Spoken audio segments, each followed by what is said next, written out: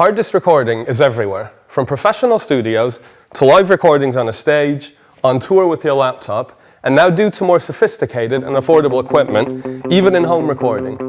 Some tips, tricks, and basic information in this video. The output of a microphone is an analog audio signal, which is ideal for recording onto mediums such as magnetic tape. But in order for us to record onto a hard disk, we have to convert this analog signal into a digital signal. The two main characteristics of the digital signal are its sample rate and the bit depth. The sample rate defines how many times per second the analog signal is measured. For example, a professional audio CD has a sample rate of 44,100 Hz. This means every second the signal is sampled approximately 44,000 times. And in general, the higher the sample rate, the better your audio quality. The bit depth, on the other hand, defines how many digital bits are used to store these measurements. And once again, the higher the bit depth, the better your audio. Just a couple of quick tips for you. If you're planning on recording an audio CD, for example, I'd suggest setting your bit depth and the sample rate to 16-bit 441K, because this matches the end medium. And the other thing to keep in mind is when you're recording in digital, pay attention to your levels, because if you clip, you get some very immediate and quite ugly distortion. So how do I connect my analog microphone into my computer? Every computer today ships with a sound card and it's going to have a mic input on it. But I wouldn't use this mic input because internal components such as the fan, hard drive, etc. can cause pretty audible hum and noise into your audio signal.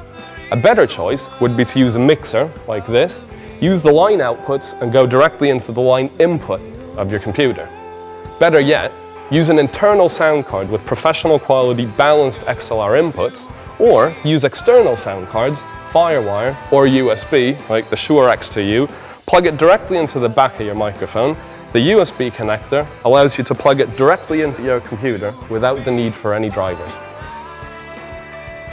Specifically designed for home recording and podcasting, some microphones have a digital output. This allows you to connect the microphone directly to the computer via USB. Think about the environment you're in.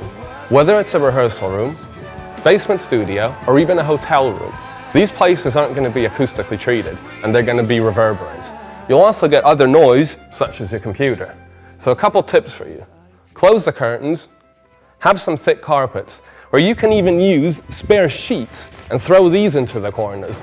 All of this is going to help dampen some of that reverberation. And lastly, make sure the microphone is close to your mouth or any other sound source.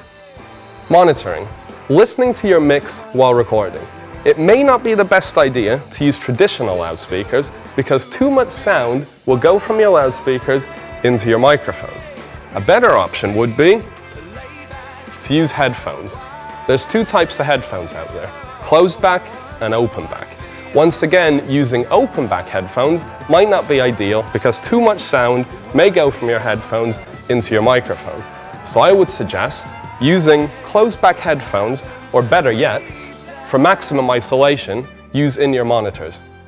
When you convert an analog signal into digital, you introduce latency. Latency is a delay in the signal path that's caused by this conversion. Most traditional sound cards will have latency of 200 milliseconds or more, which is what I'm simulating at the moment. Whereas a professional sound card would only have about 4 to 5 milliseconds of latency, which is ideal for multi-track recording. On the other hand, you could use an external sound card, such as the Shure X2U, use the headphone monitor output and monitor before the signal is digitized, and you get zero latency. The better your initial recording, the less you're going to have to do with it later. So take your time, play with your microphone selection, as well as placement in the room, and lastly, make sure you have fun.